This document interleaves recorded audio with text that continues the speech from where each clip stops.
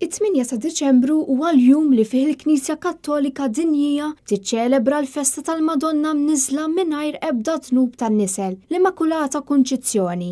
Il-Knisja Kolleġjata tal-Immakulata Kunċizzjoni ta' Barmla iċċelebrat il-festa titolari tal-Immakulata Kunċizzjoni b'quddiesa solenni mmexxija minn Patri Martin Koleiro. Fost dawk li attendew kien hemm il-kap tal-Partit Nazzjonista Adrian Delija, kif ukoll il-President Emeritu Ugo Mifsud Bonnici. Fl-omelija, Patri Martin Koleiro sostna li m'għandniex inħallu l-istituzzjonijiet isiru korrotti bi wieħed jaħseb biss għalih innifsu.